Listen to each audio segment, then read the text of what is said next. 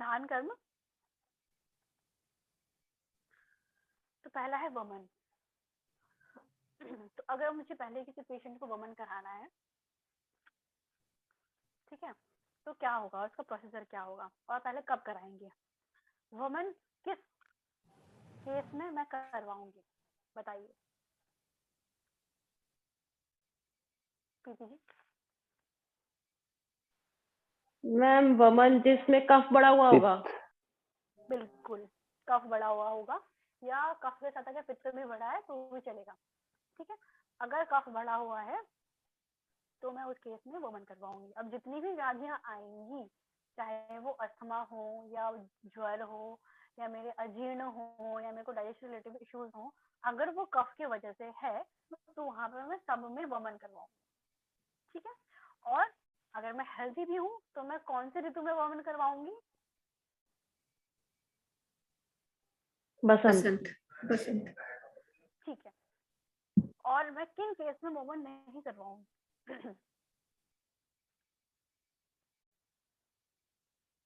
सबसे इम्पोर्टेंट यही है किस केस में नहीं करवाना है, क्योंकि करवा दिया तो भाई पेशेंट अगर राम राम सत्य हो गया तो आपकी तो डिग्री चली जाएगी, है ना। तो जिन केसेस में नहीं कराना है वमन, एक तो जिनमें वायु बढ़ी रहती है उनमें नहीं कराना, ठीक है। दूसरा, अगर पेशेंट को अल्सर है, पेप्टिक अल्सर अगर है उससे, तो अल्सर की कंडीशन में नहीं कराना। अगर पेशेंट को कोई कार्डियक इशू है उस केस में नहीं कराना, ठीक है। और अगर पेशेंट को उल्टी होने में पहले से कोई दिक्कत है, मतलब पेशेंट इजीली उल्टी नहीं कर पाता, उस केस में भी आपको जो है वमन नहीं करवाना है। अगर पेशेंट को ब्लीडिंग डिसऑर्डर्स है, यानी उसकी ब्लीडिंग कंट्रोल नहीं होती, उस केस में भी आपको वमन नहीं करवाना है। मतलब जो ज्यादा कॉम्प्लिकेटेड केस है, जैसे जिनका बीपी बहुत हाई रहता है, 180 या 200 इस तरह का रहता है, उन केसेस में भी आप वमन नहीं करवाओगे, क्योंकि ड्यूरिंग वमन ब्लड प्रेशर अपना आप बढ़ता ही, ठीक है, नेचुरली बीच में जो प्रोसीजर होते हैं उसमें आपका बीपी बढ़ता है, और आपका जो हाई बीपी वाले पेशेंट है उनमें और बढ़ेगा, आगे स्ट्रोक के चांसेस होते हैं, तो आप उन केस में वमन नहीं करवाओगे। अल्सर में इसलिए नहीं करवाते हैं क्योंकि इसमें एब्डोमेन का डिस्टेंशन होता है, और फूलेगा तो अल्सर जो है वो परफोरेट हो सकता है, आपका ऑर्गन परफोरेट हो जाएगा, इमरजेंसी कंडीशन है, तुरंत ऑपरेशन वाली कंडीशन आ जाएगी, तो वो केस में भी गर्भवती स्त्री में। हाँ, बहुत बढ़िया। गर्भवती में, बच्चों में, बूढ़ों में तो वैसे भी वमन सारे ही पंचकर्मा कॉन्ट्राइंडिकेटेड है, ठीक है, सिवाय नस्तक, है ना, तो उसमें हम वमन नहीं कर पाएंगे, ठीक है। तो अब वमन का प्रोसीजर मैं आपको बता देती हूँ। स्टार्ट होगा हमारा दीपन पाचन से। मैंने डिसाइड कर लिया कि हाँ मैं इस पेशेंट को वमन करवाऊंगी, इसको ऐसे ऐसे कफ की इसको दिक्कत बहुत रहती है, हमेशा जुकाम खांसी रहता है, वसंत ऋतु भी आ गई है, और मैं जो है आज दिव्या जी को जो है कफ किसका बड़ा होता है, कफ सबसे ज्यादा तो कोई है नहीं, चलो कोई बात नहीं, कफ सबसे ज्यादा बड़ा है जितेंद्र जी का, और है ना, तो उनको मैंने सोचा कि चलिए मैं उनको वमन करवाती हूँ। तो वमन के लिए मैंने हो गया, ठीक है, दीपन पाचन हो गया, तो मैंने इनका फिर स्नेहपान कराया। स्नेहपान कैसे कराते हैं मैं आपको बता चुकी हूँ, है ना। अब स्नेहपान खत्म हुआ, ठीक है, तो उसके अगले दिन यानी एक दिन का गैप लूंगी मैं, और उसके नेक्स्ट डे जो है मैं वमन करवाऊंगी, ठीक है। स्नेहपान और वमन के बीच में एक दिन का गैप होता है, ठीक है, कंपलसरी गैप है, आपको एक दिन का गैप करना ही करना है, ठीक है। उस एक दिन के गैप में आप क्या करेंगे, क्योंकि आपने ड्यूरिंग स्नेहपान पेशेंट को डाइट पे रखा है कि भाई तुझे हल्का खाना ही खाना है, जूस नहीं पीना है, ठंडा नहीं लेना है, चाय नहीं पीनी है, खिचड़ी और लौकी चोरी ही खानी है, ठीक है। तो उस दौरान जो है उस एक दिन के गैप में आप पेशेंट को कहोगे आप आज जाओ कफ बढ़ाने वाली चीजें खाओ, जैसे कि दही भल्ला, ठीक है, आप आज जाओ जलेबी खा के आओ, दूध जलेबी खा के आओ, जितनी कफ बढ़ाने वाली चीजें हैं आप पेशेंट को खाने के लिए कहेंगे। दूसरा, उस एक दिन के गैप में जो अपने एक दिन का गैप दिया है उसमें आप पेशेंट का कराएंगे अभ्यंग और स्वेदन, मसाज और steam, full body steam, full body massage और फुल बॉडी स्टीम, ठीक है, वो आप करवाएंगे। और पेशेंट को आप एडवाइस करेंगे कि आपने आज रात जो है ये दही भल्ला और ये सब खाने हैं, टाइम से खाने हैं, 6 या 7 बजे खा लेना है, ठीक है। उसके बाद आपने टाइम से सो जाना है, यानी आपको 7 या 8 बजे के बाद जो है जागना नहीं है, ज्यादा से ज्यादा 9। क्यों? क्योंकि आपको अगले दिन सुबह जल्दी उठना है, जल्दी उठने से पहले आपको फ्रेश भी होना है, और फ्रेश अगर आप हो रहे हैं ठीक है, तो आपको उसके लिए जल्दी खाना दिया और जल्दी सोना दिया। अगर आप लेट सोएंगे या लेट खाएंगे तो आप सुबह टाइम से फ्रेश नहीं हो पाएंगे। तो नेक्स्ट डे जो मेरा वमन वाला डे है, उस दिन पेशेंट को मैं सुबह 5 से 6 बजे यानी जो कफ का काल है मॉर्निंग वाला, उसमें बुलाऊंगी अपने पास। ठीक है, पेशेंट फ्रेश होके आएगा खाली पेट। ठीक है, उस दिन अलग दोबारा मैं जो है पेशेंट का सुबह अभ्यंग और सृजन कराऊंगी।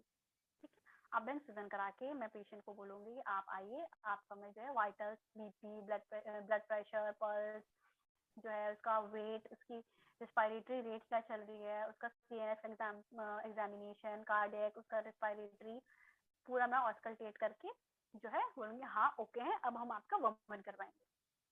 ठीक है, अब हमने पेशेंट को बिठा दिया वमन पीठ में। वमन पीठ याद है आप लोगों को?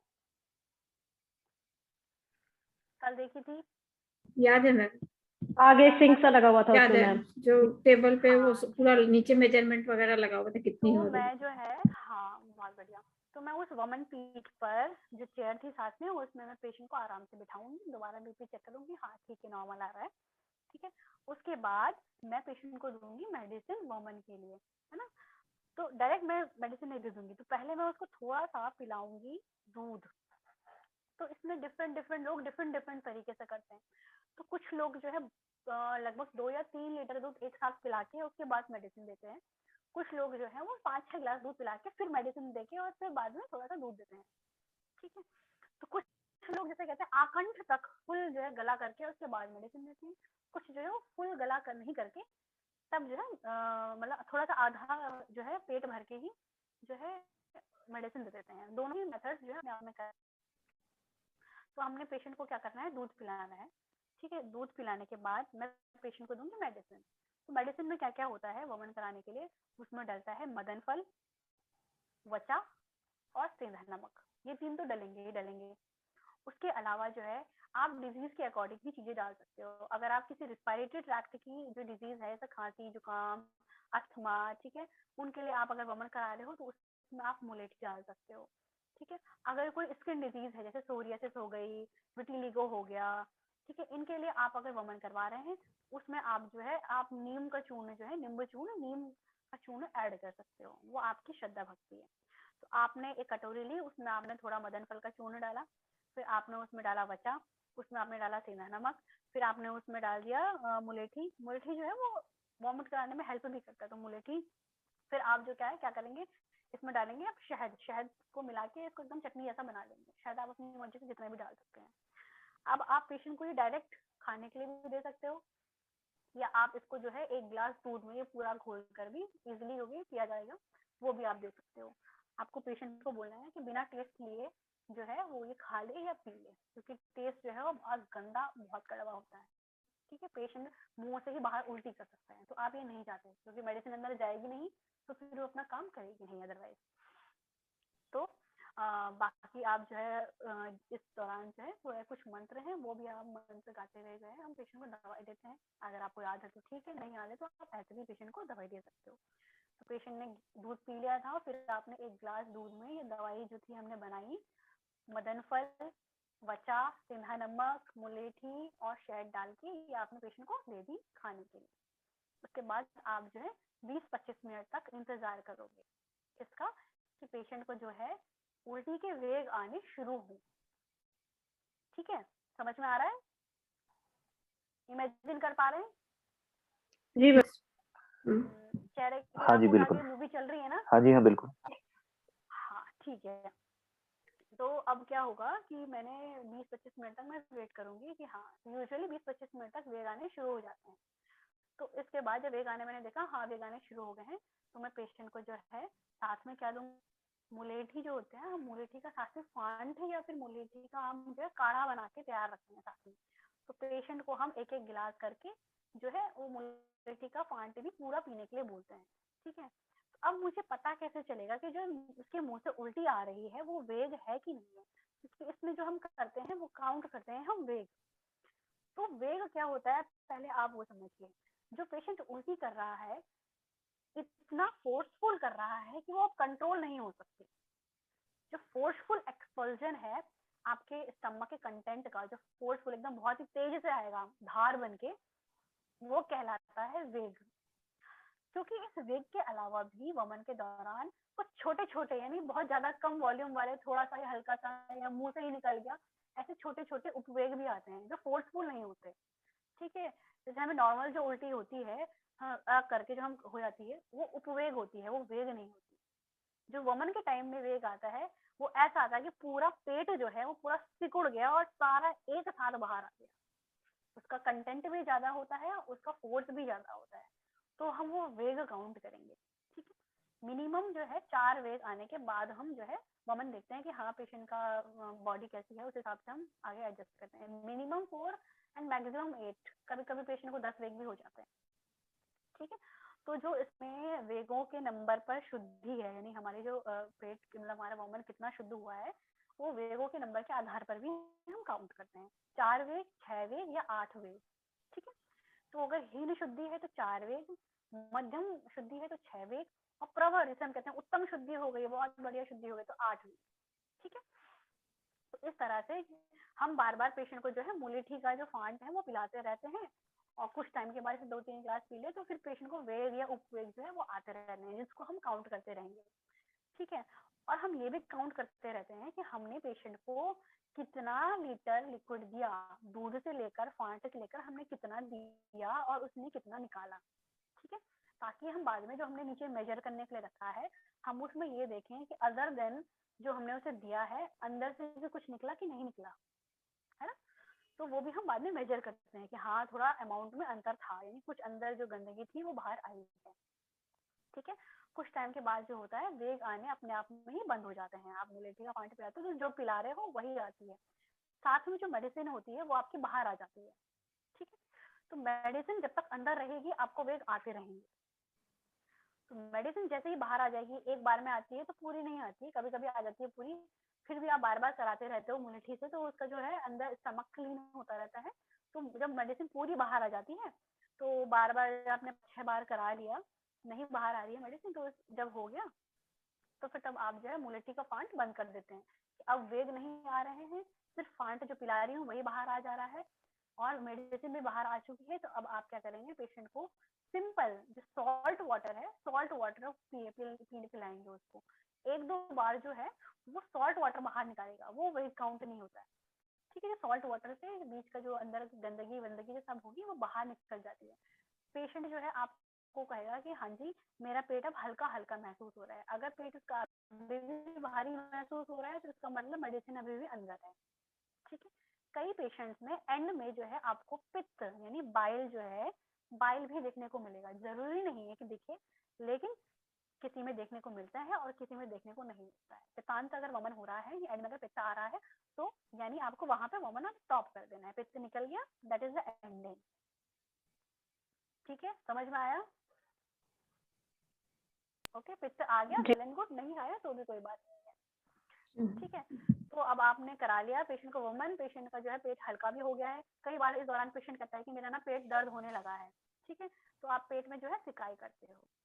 अब आप जो है ड्यूरिंग वमन क्या करेंगे, जैसे जब पेशेंट को वमन का वेग आ रहा है उस समय आपने क्या करना है, आप एक हाथ अपना पेशेंट के माथे पे रखेंगे और दूसरे हाथ से आप पेशेंट की पीठ को नीचे से ऊपर की तरफ को, नीचे से ऊपर की तरफ को मसाज करेंगे। ठीक है, और पेशेंट को कहेंगे कि आप जो है अपने पेट पे नाभि पे हाथ रख के दबाएं पेट को, ताकि और अच्छे से प्रेशर बन के आए। ठीक है, वेग जो है और इजीली आराम से आए। तो इस तरह से आप वमन कंडक्ट कराएंगे। आपने अब जो है नमक पानी से भी करा लिया, आपने नमक पानी से जो है उसकी पेट की शुद्धि भी करा ली। उसके बाद आप जो नेक्स्ट उसका जो इसका आगे का काम है वो है धूमपान। ठीक है, तो वमन के पश्चात कर्म में संसर्जन क्रम वगैरह ये तो आते ही हैं, उसके अलावा जो है आता है धूमपान। तो आप जो है पेशेंट को धूमपान कराएंगे। धूमपान का मतलब ये वाला धूमपान नहीं, ठीक है, उसमें जो हमारा एक हम कॉटन लेंगे, उसको घी और हल्दी का जो मिक्स है, हल्दी और घी मिक्स कर रखा है, उसमें डिप करके हम जो जला करके उससे जो धुआं निकलेगा, जैसे स्मोकिंग में धुआं निकलता है, स्मोक हम लेते हैं, तो वही स्मोक हम पेशेंट को लेने के लिए कहेंगे। 3 बार ईच नॉस्ट्रल से लेना है और मुंह से निकालना है।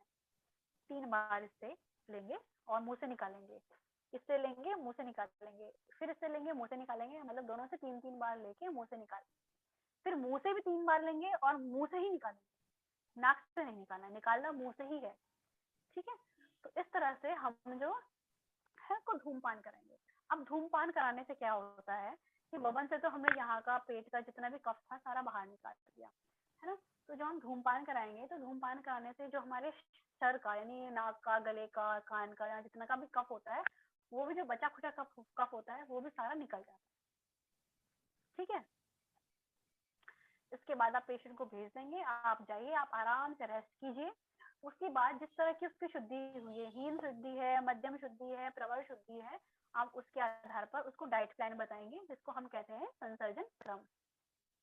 ठीक है, विरेचन तो पूर्व क्रम में जो हमें घी पिलाना वाला काम था, सेम टू सेम रहेगा विरेचन में भी। ठीक है, बस इसमें जो हमारा गैप था वो 3 डेज का होगा। 3 डेज के गैप में हम जो है मसाज और स्टीम करवाएंगे, और जो थर्ड डे होगा उस गैप का, थर्ड डे के गैप में हम जो है पेशेंट को क्या लेने के लिए बोलेंगे, पित्त बढ़ाने वाली चीजें, जैसे कि खट्टा और तीखा। हम पेशेंट को कहेंगे आज जाइए, आज गोलगप्पे खा के आइए। ठीक है, या सूप पीजिए, या हम जो है उसको कहेंगे कि आप जो है जो हमारा खड़े मसाले होते हैं जितने भी, दालचीनी वगैरह, इन सब का इस्तेमाल करके आप खाना बनाइए और आप रात में वो खाइए। फिर सेम उसी तरह से हम पेशेंट को बुलाएंगे, लेकिन जिस तरह वुमन के लिए हम सुबह अर्ली मॉर्निंग बुला रहे थे वो नहीं बुलाएंगे। इस बार हम पेशेंट को बुलाएंगे 8-9 बजे, फिर उसकी मसाज वगैरह करा के। ठीक है, जब कफ थोड़ा कम हो जाता है, बाहर जब धूप आ जाएगी, उसके बाद जो है हम उसे वेरिएशन की दवाई देंगे। ठीक है, तो वेरिएशन की जो ड्रग्स है वो कौन कौन सी है, जैसे यूजुअली जो कॉमनली यूज होती है वो होती है त्रिवृतबले। उसके अलावा एरेंडेल भी दे सकते हैं, अमलताश होती है, अमलताश की का जो फल होता है, फल की मज्जा का काढ़ा बना के भी देते हैं। ठीक है, समझ में आ रहा है विरेचन? Yes ma'am. मैम ये सारे बनाते हैं या ये बने बनाए आते हैं? जी अरंडी का तेल तो आता है। अवेलेबल है मार्केट में, अच्छा, बने बनाए मिल जाते ये हैं। जो सनाए की पत्तियां हैं उनका भी कोई प्रयोग है विरेचन के अंदर? सनाए तो विरेचन के लिए यूज होता ही है ना। बट सनाए की पत्ती का हम लोग डायरेक्टली नहीं बनाते हैं, but senna as a content बहुत सारी मेडिसिन में आता है। हाँ, जितने हम ये कायम चूर्ण वगैरह खाते हैं इन सब में सनाए पड़ा होता है ना। तो इस तरह से जो है विरेचन की मेडिसिन जब हमने पेशेंट को दे दी, अब वुमन और विरेचन की जो मेडिसिन के देने के टाइम में बहुत मैटर करता है। आप अगर दिन के टाइम में वुमन कराएंगे कभी नहीं होगा, अच्छा वुमन नहीं होगा, और विरेचन आप मॉर्निंग में कराएंगे नहीं होगा अच्छा। ठीक है, तो विरेचन आपको कराना है जब वो कफ का काल है ना वो जाने वाला होगा, यानी कफ का काल खत्म होने वाला है। ठीक है, जो बीच का है ना कफ और पित्त, कफ खत्म हो रहा है, पित्त शुरू हो रहा है, उस बीच के काल में आपको जो है वो विरेचन की मेडिसिन पेशेंट को देनी है। ठीक है, विरेचन के आपने कोई जैसे त्रिवृतबले ले लिया, आपने मेडिसिन पेशेंट को खिला दी, गर्म पानी दे दिया। ठीक है, अब आप पेशेंट को समझाएंगे कि क्या करना है। आप पेशेंट को बताएंगे कि देखिए कि प्रीति जी आपको जो है आपने अब दवाई दे दी है और आपको जो है आधे से 1 घंटे के बीच में मोशन आने शुरू हो जाएंगे। स्टार्टिंग में जो मोशन आएंगे वो 2 या 3 मोशन जो है वो आप काउंट नहीं करेंगी। ठीक है, उसमें आपको जो है मल आएगा, लेकिन उसके बाद के जो मोशन है उसमें आपको सिर्फ वाटर आएगा। तो आपको क्या करना है, अगर आपके शरीर से पानी निकलेगा, ठीक है, तो आपको तो डिहाइड्रेशन हो जाएगा, है ना। तो साथ साथ में आपको जो है गर्म पानी लेते रहें। हम पेशेंट को एडवाइस करेंगे कि आप जो है तेज गर्म पानी, चाहे जितना गर्म पानी, पीते रहिए कॉन्टिन्यूसली। जो हमने स्नेह पानी के लिए पथ्य बताए थे उसे कि सोना नहीं है, जागना नहीं है, ज्यादा देर चलना नहीं है, बैठना नहीं है, वो वाला वो वही हम उसे कहेंगे। आप पानी पीजिए, गर्म पानी पीजिए, थोड़ी देर टहलिए, थोड़ी देर बैठिए। तो पेशेंट को इस तरह से लगभग जो है 1 घंटे के बाद वेग आने शुरू हो जाते हैं। तो इसमें भी वही वेग और उपवेग वाला कॉन्सेप्ट है। ठीक है, तो हम पेशेंट को बोलेंगे कि अगर आपको बहुत ही फोर्सफुल जो मोशन आए कि आपसे कंट्रोल ना हो, तो वो आपका वेग है। लेकिन जो है कि आप कंट्रोल कर सकते हो, उतना फोर्स नहीं था, वो आपका उपवेग है। तो आप नोट डाउन करें कि वेग कितने आए और उपवेग कितने आए। ठीक है, वेग और उपवेग के आधार पर ही हम डिसाइड होगा कि संसर्जन क्रम के टोटल वेग कितने हुए आज पेशेंट के और उपवेग कितने हुए। ठीक है, तो वही संसर्जन क्रम जो है बताएगा कि कितने हम संसर्जन क्रम कैसे देंगे।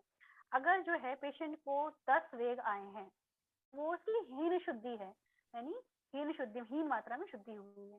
अगर 20 आए हैं, 20 अगर है, तो वो मध्यम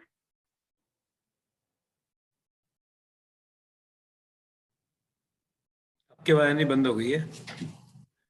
मैम की आवाज नहीं आ रही। आवाज म्यूट हो चुका है आवाज। अभी भी नहीं आई।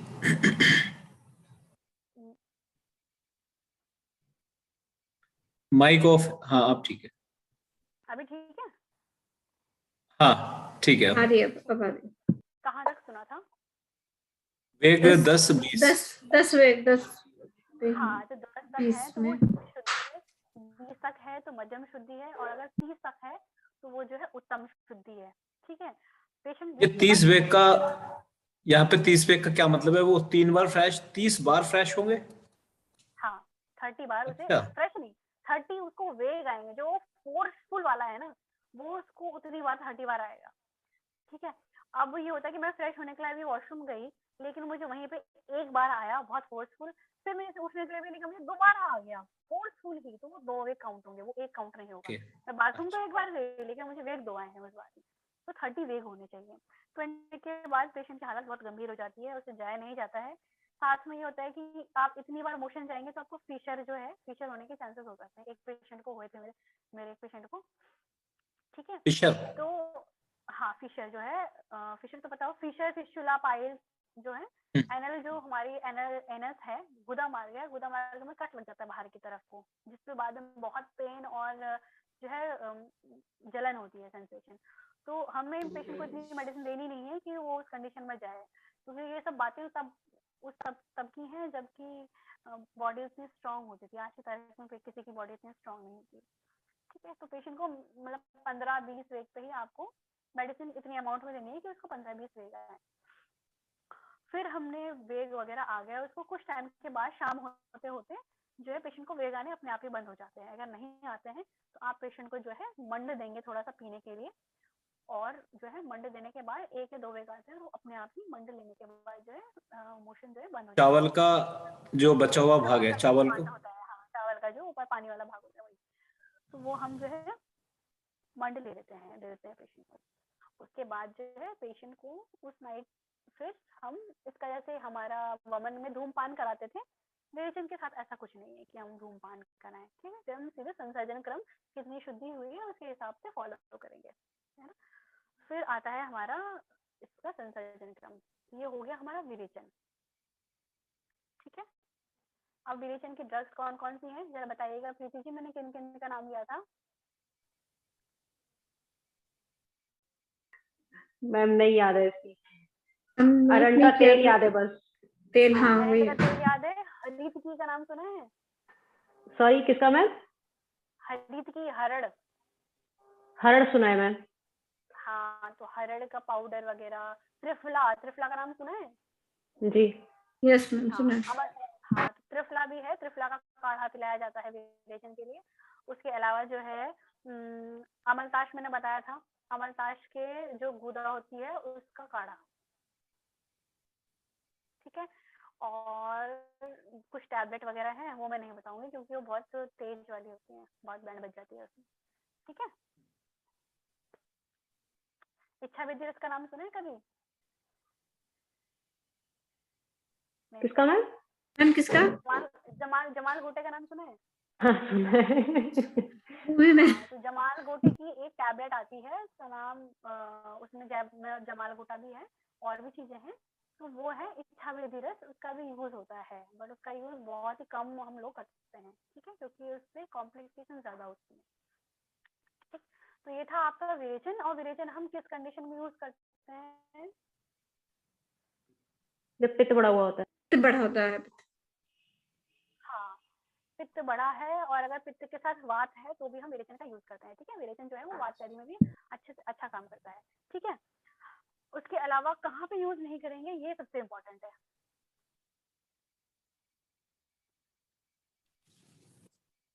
बहुत कमजोर अगर कोई है और वेरी गुड। अल्सर हो, किसी को अल्सर हो, पाइल्स हो, डोडिनल अल्सर,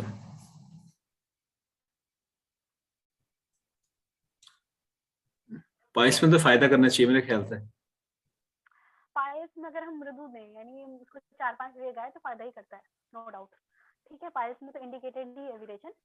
लेकिन अगर आप उसको 30 वाला दे रहे हैं तो उसको तो ब्लीडिंग होने लग जाएंगी कुछ टाइम के बाद, अगर ब्लीडिंग पाइल्स हैं तो, है ना।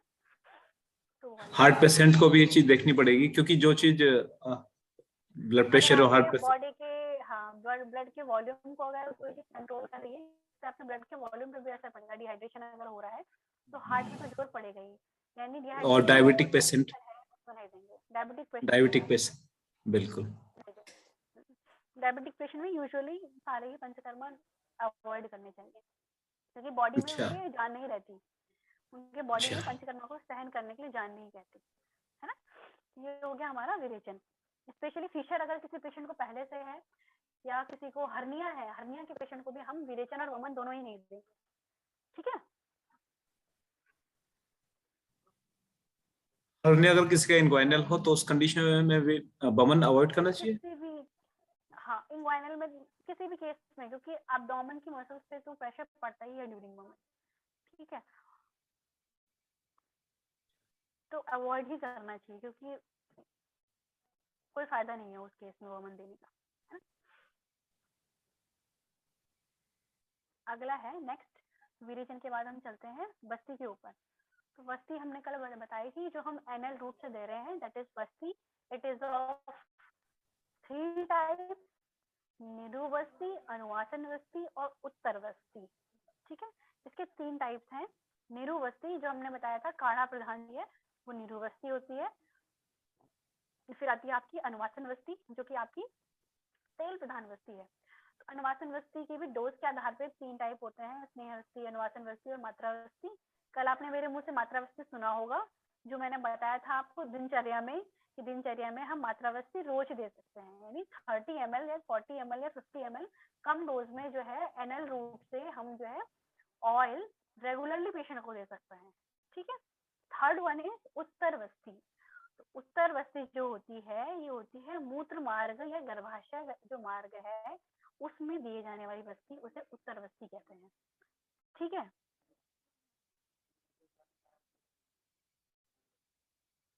समझ में आया? ये जो उत्तर बस्ती है, जो मूत्र मार्ग वाली बस्ती है, जनरली मेल में या फीमेल में इसको देखा जाए तो किस कंडीशन, मेल की कंडीशन क्या वो वाली है जो ब्लैडर अपना फोर्स में लगा पाता है यूरिन को बाहर निकालने में, उस कंडीशन में, या फिर कोई में और? भी उन कंडीशंस में भी देते हैं। उसके अलावा जो इनफर्टिलिटी वाली कंडीशंस है उसमें भी मेल में उत्तर बस्ती दी जाती है, क्योंकि मेल में रूट सेम है, चाहे वो हमारे टेस्टिस के लिए हो, चाहे वो हमारा ब्लैडर के लिए हो। यूरिन। तो दोनों ही केस में मूत्र मार्ग से जो है उत्तर बस्ती मेल में दी जाती है। फीमेल के केस में जो मूत्र की व्याधियां हैं उसमें मूत्र मार्ग से उत्तर बस्ती देंगे, और जो इनफर्टिलिटी या गर्भाशय या योनिगत व्याधियां हैं उनके लिए जो है योनि मार्ग से जो है उत्तर बस्ती दी जाती है। अच्छा मैम ये भी काढ़ा प्रधान, ये कौन, इसमें क्या मतलब मेडिसिन? उत्तर बस्ती है वो व्याधि के अनुसार काढ़ा या तेल प्रदान दोनों में से कोई भी हो सकती है, ठीक है। तो निरुबस्ती देते कैसे हैं, क्या मैंने आपको कल बताया था?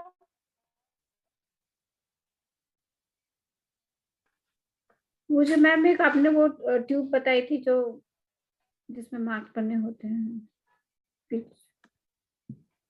कहते हैं उसे?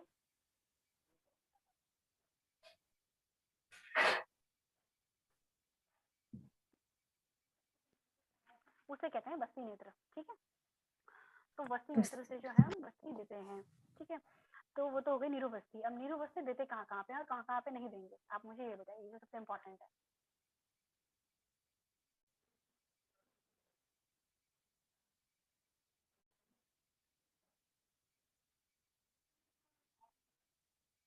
अरे बहुत आसान था। जितनी भी वात की व्याधियां हैं, जितने भी वात के डिसऑर्डर्स हैं, सब में बस्ती देंगे। चाहे भले घुटने में दर्द हो तो भी बस्ती देंगे, चाहे गर्दन में दर्द हो तो भी बच सकते हैं, उसमें भी अच्छा इफेक्ट है। हाँ, ये आंखें बंद करके हाँ जी हम आपको बस्ती देंगे।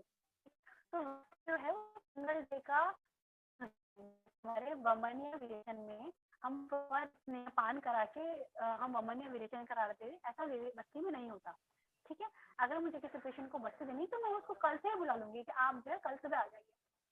अब निरु और अनुवासन में क्या अंतर है, वो ये है कि निरु बस्ती दी जाती है खाली पेट और अनुवासन दी जाती है खाना खाने के बाद, ठीक है, अगर मैंने घी वाली बस्ती या तेल वाली बस्ती यानी जो अनुवासन बस्ती है वो मैंने खाली पेट दे दी, तो वो जो घी है वो लेटरिन के मार्ग से जो मैंने दिया है वो मेरे ऊपर मुंह तक आ जाएगा, जो बाद में दिक्कत करता है। ठीक है, इसलिए मैं कुछ खाना खिला करके पेशेंट को स्नेह वाली बस्ती दूंगी। लेकिन जो नीरू बस्ती है, क्योंकि वो काढ़ा प्रधान बस्ती है, उसमें घी की मात्रा बहुत कम है या बिल्कुल ही नहीं है, सिर्फ वाटर कंटेंट है, तो वो इतना ऊपर नहीं आ पाती। ठीक है, तो नीरू बस्ती खाली पेट दी जाती है। समझ में आया? और ऐसा नहीं है कि मैं पेशेंट को बोलूंगी कि चलो तुम्हारी कल से नीरू बस्ती शुरू है। नीरू बस्ती और अनुवासन बस्ती हमेशा साथ साथ में चलती हैं। जैसे आज मैं अनुवासन दूंगी, कल नीरू दूंगी, परसों अनुवासन, फिर नीरू, फिर अनुवासन, फिर नीरू। कॉन्टिन्यूस ना मैं नीरू दे सकती हूँ, कॉन्टिन्यूस ना मैं अनुवासन दे सकती हूँ। अगर मैंने कॉन्टिन्यूस नीरू दी तो जो है इंटेस्टाइन, क्योंकि नीरू बस्ती क्या करती है, वो इंटेस्टाइन को पूरा क्लीन करने का काम करती है, और अनुवासन बस्ती जो है वो हमारे इंटेस्टाइन्स को, जो एनल पूरी म्यूकोसा है, उसको प्रोटेक्ट करने का काम करती है। ठीक है, तो क्योंकि मेरी जो नीरू बस्ती है बहुत तीक्ष्ण होती है, मतलब बहुत ही ज्यादा उसका क्लींजिंग नेचर बहुत ज्यादा होता है, तो वो मेरे अंदर की म्यूकस मेम्ब्रेन को, उसकी वॉल्स को, उनको नुकसान ना पहुंचे, इसलिए मैं साथ साथ में अनुवासन बस्ती भी दे रही हूँ। ठीक है, तो वो काम जो है मेरा अनुवासन करेगी। तो पहले मैं 1 दिन अनुवासन या 2 दिन अनुवासन देके फिर नीरू, फिर अनुवासन, फिर नीरू, फिर अनुवासन, इस तरह से मैं कंप्लीट जो है उसका पूरा जो सेट है वो होता है, जिसमें मैं आपको कल बताया था 3 इनके सेट होते हैं, 8 दिन, 15 दिन या 30 दिन का। ठीक है, तो ये हो मान गया। लीजिए किसी को 8 दिन का देना है तो इसी क्रम में पैरेलल मतलब 1 बाय 1। हाँ, पहले अनुवासन, अगर फिर नीरू, अनुवासन, नीरू, फिर अनुवासन। ठीक 15 दिन हो तब भी है, इसी ऐसा क्रम को होता है। यूज करना है। ओके। हाँ, बस उसमें ये होता है कि स्टार्टिंग में ऐसे मैं कितनी अनुवासन दे रही हूँ, 2 अनुवासन स्टार्टिंग में दे रही हूँ, 5 लास्ट में 5 अनुवासन दे रही हूँ, ऐसा रहता है। ठीक है, ये है। लेकिन आप बिना अनुवासन के आप नीरू नहीं दे सकते और बिना नीरू के आप अनुवासन नहीं दे सकते। लेकिन मात्रावस्थी, क्योंकि मात्रावस्थी में स्नेह की डोज कम है, तो उसको आप प्लेन रोज रेगुलर दे सकते हो। अनुवासन अवस्थी में 100 ml, 200 ml, 250 ml इतनी हम ऑयल देते हैं, है ना। लेकिन मात्रावस्थी में क्योंकि मैं 30-40 ml दे रही हूँ, तो वो जो है आप आराम से रेगुलर भी दे सकते हो, है ना। तो जो वस्ती हम नीरू वस्ती दे रहे हैं वो अंदर जाने के 1 मुहूर्त बाद यानी 40 मिनट बाद तक वापस आ जानी चाहिए। यूजुअली क्या होता है, पेशेंट जो है 5 मिनट भी नीरू वस्ती को यानी वो काढ़े वाली वस्ती को अंदर नहीं रख पाता, वो पहले ही जो है मोशन बाहर आ जाता है। ठीक है, 1-2 मिनट में ही। ठीक है, अनुवासन वस्ती भी लगभग 9 घंटे के अंदर जो है बाहर आ जानी चाहिए। ठीक है, 3 याम में बाहर आ जानी चाहिए। ठीक है, ये सीन होता है। मात्रावस्थी अगर बाहर नहीं भी आती है कोई दिक्कत नहीं है। मात्रावस्थी क्योंकि अमाउंट में कम है तो कुछ फर्क नहीं पड़ेगा उससे, लेकिन अनुवासन क्योंकि हम उसका बाहर आना बहुत जरूरी है, और नीरुवस्थी का तो सबसे जरूरी है। तो कई बार क्या होता है, जब हम नीरुवस्थी देते हैं तो पेट में जो है पेशेंट को होने लगता है, उससे हम ये कहते हैं सुविधा।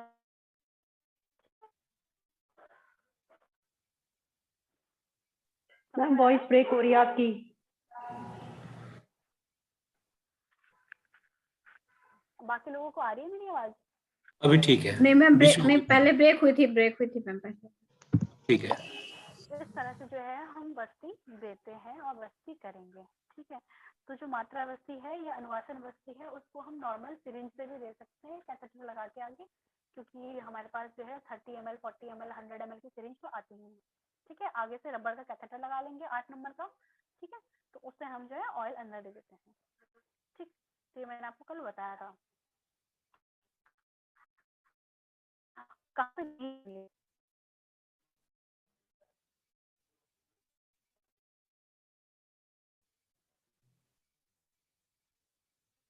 बस्ती कहाँ पे नहीं देंगे?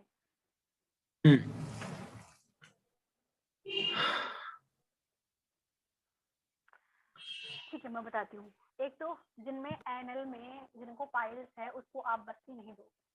ठीक है, अनुवासन बस्ती तो बिल्कुल भी नहीं दोगे। और नीलू बस्ती का क्योंकि हमें नेट के अंदर डाला है तो वो उस पाइल मास को हिट करके वहाँ पे ब्लीडिंग कॉज कर सकता है, इसलिए हम वहाँ पे जो है हम बस्ती नहीं देंगे। इसलिए बस्ती देने से पहले आप पहले पेशेंट का जो है रेक्टल जो उसका एनल एग्जामिनेशन है वो जरूर करोगे। ठीक है, अगर कोई एनल की दिक्कत है तो वहाँ पे आप बस्ती नहीं दोगे। ठीक है, उसके अलावा बस्ती के कॉम्प्लिकेशंस नहीं होते हैं और बस्ती यूजुअली जगह दे सकते हैं। बट उसके अलावा जैसे डायबिटीज के पेशेंट में आप वस्ती नहीं देंगे और स्किन डिजीज के पेशेंट में आप वस्ती नहीं देंगे, ठीक है। इनमें स्ट्रिक्टली कॉन्ट्राइंडिकेटेड है कि आपको वस्ती नहीं देनी, ठीक है, समझ में आया? स्किन की कोई मेजर डिजीज या कोई माइनर डिजीज भी, जैसे किसी को सोराइसिस है, वो तो एक मेजर डिजीज हो गई, है ना? हाँ, मेजर डिजीज सोरियासिस के पेशेंट में सोरियासिस के लिए कभी वस्ती नहीं देंगे, क्लियरली इंडिकेटेड है। अगर कुष्ठ का पेशेंट है, मतलब जिसको ये मेजर डिजीज है, जैसे सोरियासिस हो गया, इनमें ना तो इनका कुछ इफेक्ट आता है और किसी दिक्कत नहीं करेंगे, क्योंकि होता ये है कि हम नीरू वस्ती दे रहे हैं लेकिन हम साथ में उससे अनुवासन वस्ती भी देते हैं। तो जो स्नेह वाली चीजें हैं, जो ऑयली चीजें होती हैं, ये सारी स्किन डिजीज वालों के लिए कॉन्ट्राइंडिकेटेड होती हैं। आपको हमेशा डॉक्टर कहेगा अगर स्किन डिजीज है कि ज्यादा ऑयली या ऑयली फूड नहीं खाना है, क्योंकि वो स्नेह वाली प्रॉपर्टीज होती हैं वो स्किन डिजीज को एक्सैजरेट करती है, ठीक है। तो इसलिए जो है स्नेह जो वस्ती होती है वो कॉन्ट्राइंडिकेटेड होती है स्किन डिजीज में जनरली।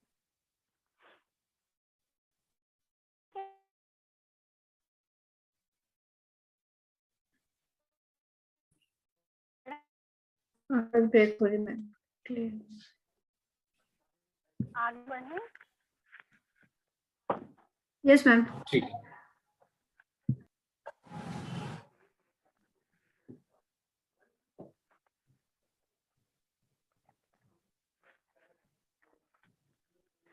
ठीक है, अगला है नस्य, that is the nasal route of administration of drug. तो नस्य भी, नस्य जो होता है, नाक से हम जो मेडिसिन दे रहे हैं वो 3 तरह की होती है। नस्य के भी 3 टाइप्स है, शमन, ब्रंघन और शिरोवेचन। मेरे ऊपर की जो मुझे लगता है इतने दोष नहीं बढ़े हैं कि मुझे निकालने पड़े, तो मैं नाक से दवाई दे करके उस दोष को कम कर सकती हूँ, तो वहां पर मैं शमन नस्य का प्रयोग करूंगी, ठीक है।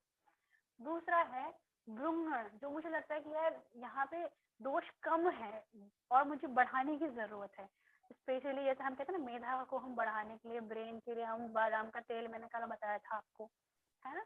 तो वो हो गया आपका ब्रुंघन नस्य, जहाँ पे मैं किसी चीज को बढ़ा रही हूँ, उसको इनहेंस कर रही हूँ। तीसरा है आपका शोधन नस्य या फिर शिरोवेचन।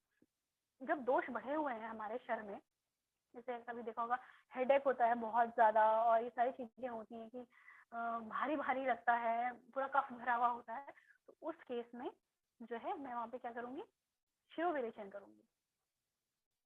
तो ये मैं कैसे कैसे क्या करूंगी, वो ड्रग्स, अगर मुझे शिरोविरेचन करना है तो मैं शिरोविरेचन वाली ड्रग्स दूंगी, ठीक है। अगर मुझे ब्रंघन करना है तो मैं ब्रंघन वाली ड्रग्स दूंगी, ठीक है। अब नस्य करना कहाँ पे है, तो नस्य बेसिकली, क्योंकि इसमें दोषों का तो कुछ है नहीं कि हाँ बात के लिए, पित्त के लिए, कफ के लिए, तो नस्य जो है वो स्थान पर काम करता है। नस्य इज स्पेशली इंडिकेटेड फॉर ऊर्ध्व जत्रुगत व्याधियां। ऊर्ध्व जत्रुगत यानी हेड वाली, हमारी हेड एंड नेक के जितने डिसऑर्डर्स हैं उनमें जो है मैं नस्य दूंगी। आवाज आ रही है मेरी? हाँ, ठीक है। तो जो हमारी हेड एंड नेक के डिसऑर्डर्स हैं उसमें जो है नस्य बहुत अच्छा काम करता है। जैसे स्पेशली बोलते हैं, जैसे आजकल कोविड का केस चला था तो उसमें कह रहे थे कि आप नस्य लीजिए, अणुसेल का मैंने बताया था, क्योंकि नेजल रूट से वो आपके अंदर जा रहा है, कौन, वायरस। तो यहाँ से मेरी नस्य ऑयल वगैरह रहेगा तो वो वहीं पे उसको जो इफेक्ट आना होगा वहीं पे आ जाएगा। जितनी मेरी अपर रेस्पिरेटरी ट्रैक्ट की डिसऑर्डर थी वहीं पे उनको यहाँ गले तक तो सारा रोक ही देगा आपका, ठीक है। आयुष के लिए जो है नस्य बहुत अच्छा है, बालों के लिए नस्य बहुत अच्छा है, कान के लिए नस्य बहुत अच्छा है। तो नस्य का जो पूर्व कर्म है वो क्या है, इसमें भी स्नेहपान जैसा कुछ कराने की जरूरत नहीं, ठीक है। मैं बस्ती में आप लोगों को एक बताना भूल गई एक बात, बस्ती में पूर्व कर्म क्या है, पश्चात कर्म, आपको प्रोसीजर बताना भूल गई। बस्ती में क्या करते हैं, बस्ती देने से पहले लोकल जो है, यानी जो मेरे ये बीच का पार्ट है, हिप्स वाला रीजन जो है, इसमें मसाज और स्टीम देते हैं, ठीक है। उसके बाद बस्ती देते हैं, और बस्ती देने के बाद जो है पेशेंट को जो है उसके जो हिप है, हिप पर थपथपा, जो बस्ती है वो लेफ्ट लेटरल पोजीशन में दी जाती है, बाई करवट में दी जाती है, ठीक है। जो है नस्य है हमारा, इसमें नस्य देने से पहले हम फेस पर मसाज करेंगे, आंखों को प्रोटेक्ट करते हुए, यानी आंख पे कपड़ा रख करके हम फेस पे दूर से ही स्टीम देंगे, हल्का हल्का स्विदन करेंगे। मसाज और स्टीम करने से क्या होगा कि हमारी जो नोज है, नोज के एरिया में सर्कुलेशन बढ़ेगा और हम जो ड्रग दे रहे हैं वो इजीली अंदर एब्जॉर्ब हो जाएगी, ठीक है। तो जो मैंने नोज में मैंने ड्रग दे दी, नाक में जो मैंने घी या तेल जो भी डाला था वो डाला, उसके बाद कुछ देर बाद जो है वो घी या तेल जो है वो मेरे गले में आ जाएगा पीछे से, ठीक है। क्योंकि हमारे नेज़ोफेरिंक्स और ओरोफेरिंक्स आगे हमारे गले में ही खुलते हैं। ओरोफेरिंक्स में आ गया सारा हमारा तेल, तो उसको हम घुटेंगे नहीं, उसको हम थूक देंगे। क्यों? क्योंकि उस तेल में या उसमें हमारे जो दोष हम निकालना चाह रहे थे वो दोष भी होंगे, ठीक है। तो उसको हम स्पिट कर देंगे। उसके बाद हम करेंगे धूमपान और कवल, यानी उसके बाद हम पेशेंट को गार्गल करने के लिए बोलेंगे, उसको हम धूमपान देंगे। वमन के साथ कर्म में धूमपान था, स्टीम जो हम ले रहे थे वो धुआं ले रहे थे, हम मेडिकेटेड जो इनहेल कर रहे थे, जो हमने हल्दी और घी को जला के किया था, तो वो हम इसमें भी करेंगे, इसमें भी धूमपान करेंगे, ताकि जो थोड़ा बहुत कफ बचा होगा शरीर में वो बाहर आ जाए, नशे के अलावा जो बचा रहेगा, ठीक है। इस तरह से हम नशे करते हैं। इसमें धूमपान के लिए कोई विशेष यंत्र का प्रयोग करते हैं, फिर ऐसे ही बस नाक को बंद करके नॉर्मल तरीके से? नहीं, एक्चुअली धूमपान के लिए धूमपान नेत्र भी आता है, जैसे वसी नेत्र है वैसे ही धूमपान नेत्र होता है। सिगार के हुक्का जैसा? देखा है आप लोगों ने? हाँ, जैसे हुक्का हमारे दादाजी बाबा लोग चलाते थे पहले जमाने में, नाना जी लोग, तो उसमें बस वो तंबाकू की जगह हम जो है अपनी मेडिसिन, ये घी और ये वाला ये भी रख के जलाएंगे, तो फिर वो भी एज हम धूमपान यूज कर सकते हैं, है ना। तो ये हो गया हमारा नशे का। मैम ये नशिया साइनोसाइटिस पे काम करता है क्या, साइनसिस पे, जिनको साइनस का इशू रहता है? साइनस के इशू यानी कफ भरा हुआ है, उस केस में इन्फ्लामेशन की कंडीशन में जो है मेरे हिसाब से नसें जो है, अगर अभी साइनसाइटिस की दिक्कत होती है, रिपीट होती है, आज है फिर कल नहीं होगी फिर परसों होगी, तो जिस टाइम पे नहीं है आप उस टाइम पे नशे करोगे। अगर इन्फ्लामेशन की कंडीशन है वहाँ पे, ठीक है, वहाँ पे आप तब नशे करेंगे, उसमें इन्फ्लामेशन बढ़ेगी। लेकिन जब नहीं है, आप पहले से प्रिकॉशनरी करके रखेंगे, आपको पता है कि आपको साइनसाइटिस की दिक्कत हो जाती है, पहले से आप नशे करके रखेंगे तो नहीं होगी। जब अभी आपको एक्यूट कंडीशन में डिजीज है तब नहीं करेंगे, लेकिन जब वो सब एक्यूट या क्रॉनिक हो गई तब आप जो है नशे करेंगे। जी ठीक है। ठीक है, जैसे ये वसंत ऋतु में लोगों को एलर्जी हो जाती है ना, तो उस केस में भी एलर्जी हो रखी है, पूरी नाक सूजी भी, उस केस में नहीं करेंगे। लेकिन वसंत ऋतु के आने से पहले ही, ठीक है, मैं नशे करना शुरू कर दूंगी, ठीक है। ओके। तो ये तो था हमारा नशा। तो पश्चात कर्मों में है इसके आपका कवल और धूमपान। और नशे के दौरान जो है इसका भी शेड्यूल चलता है, जैसे मैंने आज नशे दिया तो आप 7 दिन या 12 दिन या 21 दिन तक आप जो नशा करवा सकते हो, ठीक है। उसके अलावा प्रतिमर्श नशे जो मैंने बताया था आपको 2 ड्रॉप्स वाला, वो तो आप रोज कर सकते हैं। और जो मैंने आपको भी नशे का पूरा स्टीम वाला प्रोसीजर बताया वो है मर्श नशा, यानी उसमें जो डोज होती है वो 4 बूंद, 6 बूंद या 8 बूंद, ठीक है। आप पर नॉस्ट्रिल 4 बूंद, 6 बूंद या 8 बूंद जो है यूज करते हो।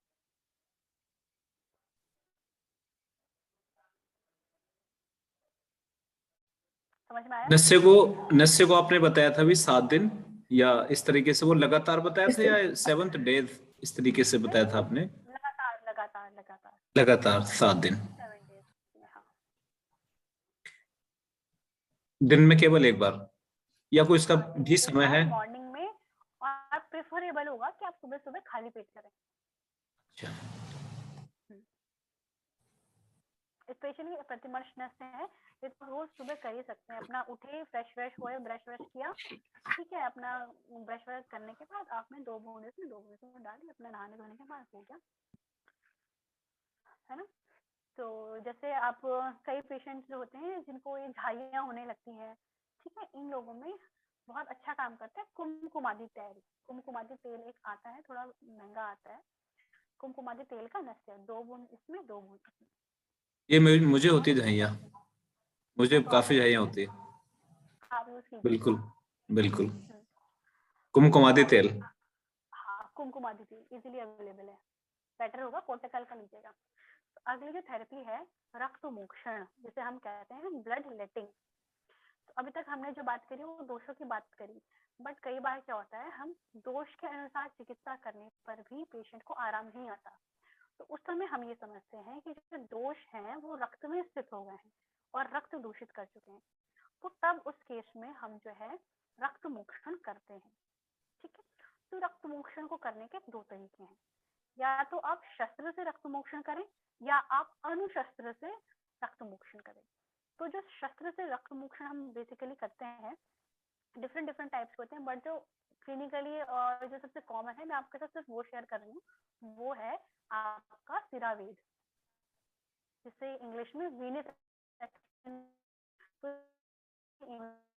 है ना, ये वीनस सेक्शन। तो पेशेंट ये जो सामने है, मेरे हिसाब से ये वेरिकोज वेन का पेशेंट है, जिसमें उन्होंने जो है ब्लड, जो दूषित रक्त है, जो वहाँ पे स्टेगनेंट ब्लड हो गया है, जो कि वापस ऊपर नहीं जा पा रहा था, डीऑक्सीजनेटेड जो ब्लड है, उसको नीडल की सहायता से बाहर निकाल रहे हैं। जब हम रक्त मोक्षण करते हैं तो यूजुअली रक्त कुछ टाइम के बाद अपने आप ही बंद हो जाता है। Varicose vein is an exception, क्योंकि वेरिकोज वेन में काफी इकट्ठा रहता है ब्लड, ठीक है, वेरिकोज वेन में बंद नहीं होता। बट बाकी अदर डिजीजेस में, जैसे डीवीटी वगैरह में भी हम जो है रक्त मोक्षण करते हैं, उसमें जो है जो हमें सिरावेद करते हैं तो ब्लड अपने आप बंद हो जाता है। दूसरा जो आपकी लेफ्ट साइड में है, ये अनुशस्त्र, यानी जो प्रॉपर इंस्ट्रूमेंट नहीं है, उसके द्वारा जो हम रक्त मोक्षण कर रहे हैं। तो जो आप सामने देख रहे हैं वो क्या है? जोक। जोक यानी जोक। तो लीच थेरेपी जो है वो भी एक रक्त मोक्षण का पार्ट है। तो मैं आपको लीच थेरेपी कैसे करते हैं वो मैं आपको थ्योरेटिकली बता देती हूँ। तो सबसे पहले तो हमने जो लीच कलेक्ट करी है, हम उस लीच को निकाल करके एक अपने किडनी ट्रे या डोंगे में, किसी बर्तन में, खुले चौड़े मुंह वाले बर्तन में रखेंगे, पानी में रख के, पानी में, और उसमें डाल देंगे हम हल्दी। हल्दी के पानी में आप जैसे ही जोंक डालेंगे, जोंक भागने लगेगी बहुत तेज, ठीक है। उसके बाद अगर वो भागने लगी तो आपको समझ जाना है कि हाँ, अब मेरी जोंक जो है वो दाग चुकी है और मुझे अब इसे यूज करना है। आप उस जोंक को उठा करके जहाँ पर पेशेंट को आपको लगाना है जोंक, आप वहाँ पे जो है जोंक लगाएंगे, ठीक है। आपने वहाँ पे जोंक को रख दिया। जोंक कुछ देर इधर उधर ढूंढेंगी फिरेगी, कहाँ लगूं, कहाँ पे ब्लड है, लगेगी तो ठीक है, नहीं लगेगी तो फिर आप उसको फोर्सफुली लगवाओगे। आप वहाँ पे जहाँ पे आपको लगानी है वहाँ पे थोड़ा सा दूध की 1-2 ड्रॉप डालोगे, या ब्लड की 1-2 ड्रॉप डालोगे, या हल्का सा जो हमारी नीडल है, नीडल हल्का सा फ्लिक कर दोगे कि ब्लड आ जाए। तो फिर वहीं पे जो है जोंक, क्योंकि खून पीना पसंद करती है, तो वहाँ पे जाकर लग के सक करने लगती है। अब जैसे ही जोंक जो है ब्लड सक करने लगे, तो ये देखिए ऐसे पहचानते हैं, जब जोंक लग जाती है ना, चिपक गई है, अभी ये पिएगी ना खून, तो उसका जो गर्दन होती है वो ऐसे उठा लेती है, ऐसे ऐसे उठा लेती है। ये देखिए यहाँ पे मेरा पॉइंटर है, इसने देखिए गर्दन अपनी उठा ली है, तो हम समझ जाते हैं कि हाँ, जो जोंक है वो लग चुकी है। अब एक बार जो जोंक लग जाए, उसको आप एक बहुत ही पतले कॉटन के स्ट्रिप से ढक देंगे, उसका हल्का हल्का पानी जो डालते रहेंगे, वो पीती रहेगी अपना जोंक अपना जो है। अब कुछ देर के बाद जो है जोंक जो है पीना बंद कर देगी और वो बॉडी को छोड़ देगी, जो एरिया जहाँ पे आपने लगाई है। तो आप जोंक को उठाएंगे, उसको उठा के रख देंगे किडनी ट्रे में, और जो ब्लड बह रहा है थोड़ी देर उसको बहने देंगे, क्योंकि वो दूषित ही ब्लड है। और उसके बाद जो जोंक है, उस दौरान आप क्या करेंगे, जोंक के मुंह पे हल्दी या नमक जो है आप वो डालेंगे। तो हल्दी आप जैसे ही जोंक के मुंह में डालेंगे, जोंक ने जितना भी खून पिया है उसको वो उल्टी कर देगी। तो जोंक को एक बार आपने हल्दी से उल्टी करा दी है ना, खून की उल्टी से हो गई, फिर आप जोंक को उठा के साफ पानी की बोतल में वापस भर देंगे, और उस बोतल में नाम पे किस पेशेंट की जोंक है, उस पेशेंट का नाम, और कौन सी डेट में वो जोंक यूज हुई है वो डेट, क्योंकि आज जो जोंक यूज हुई है वो कल नहीं हो सकती। आज जो जोंक यूज हुई है वो यूज होगी 1 हफ्ते के बाद, ठीक है, ओके। और अब देखिए जो पेशेंट था उसको भी तो ट्रीट करना है, उसका वुंड है, वहाँ पे वुंड क्रिएट हो रखा है, तो जहाँ पे से जोंक ने खून निकल रहा था, ब्लड को आप क्लीन करेंगे, वहाँ पे थोड़ा सा आप हल्दी डाल के टाइट बैंडेजिंग कर देंगे, ठीक है, समझ में आया? जी मैम। वहां पे आपने बताया हल्दी डाल के, हल्दी डाल देने उस जगह पे। अच्छा, जोक देखना चाहेंगे? देखो भाई, मेरी स्क्रीन दिख रही है अभी भी दूसरे फोन से?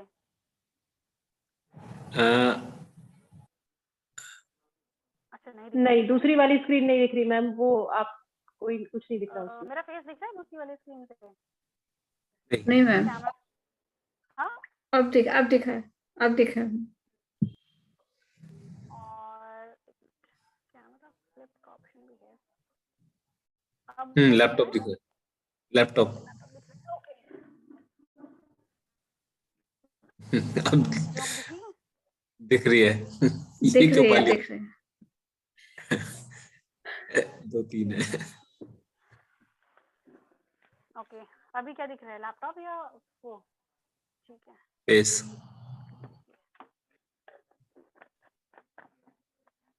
तो जो लीच थेरेपी है वो आप मतलब अपने ओपीडी बेसिस पे भी, उसके लिए आपको प्रॉपर सेटअप की जरूरत नहीं है, क्योंकि इतना बड़ा प्रोसीजर नहीं है, 1 घंटे में खत्म हो जाता है ना?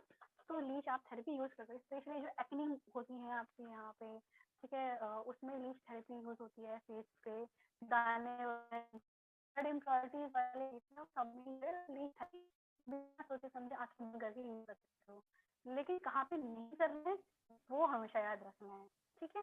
तो जिन लोगों का आपका क्लॉटिंग टाइम और ब्लीडिंग टाइम में दिक्कत रहता है, ठीक है, उनमें आप नहीं करेंगे, हीमोफीलिया वाले पेशेंट्स में नहीं करेंगे, अनीमिया वाले पेशेंट्स में आप नहीं करेंगे, ठीक है, जिनके वुंड जल्दी हील नहीं होते हैं, डायबिटिक अल्सर वाले जो पेशेंट होते हैं जिनमें अल्सरेशन है ऑलरेडी है, वहाँ पे आप जोंक लगाएंगे, वहाँ पे बहुत अच्छा रिजल्ट आता है लीच का, क्योंकि लीच ब्लड फ्लो वहाँ पे बढ़ाती है, लेकिन जो डेड टिश्यूज होते हैं उनको खा जाती है, मतलब उनको वहाँ से हटा देती है, तो वहाँ पे जो है लीच का अच्छा इफेक्ट होता है, वहाँ पे आप यूज करेंगे, वेरिकोज वेन में आप यूज करेंगे, ठीक है?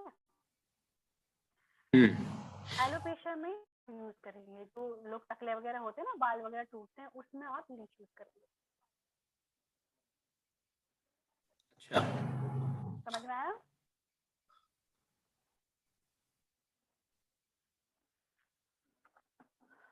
ठीक है, आवाज आ रही है मेरी? क्लियर। आ रही है मैम। ठीक है, तो जी। नेक्स्ट है, हाँ, आपने कपिंग थेरेपी के बारे में सुना होगा, तो कपिंग थेरेपी जो है एक वो है तो यूनानी की थेरेपी है, आयुर्वेद की थेरेपी नहीं है, बट वो भी एक तरह का रक्त मोक्षण ही है, ठीक है, उसमें भी आप ब्लड निकाल ही रहे हो, वैक्यूम के द्वारा। ठीक है, हाँ, वैक्यूम के द्वारा आप ब्लड निकाल रहे हो। तो द नेक्स्ट